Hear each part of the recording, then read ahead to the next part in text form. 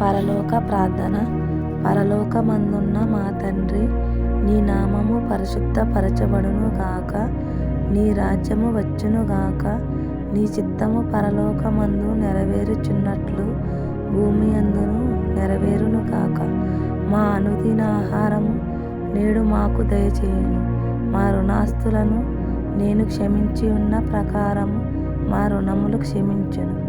మమ్మును శోధనలోకి తేక దుష్టిని నుండి మమ్మను తప్పించుము.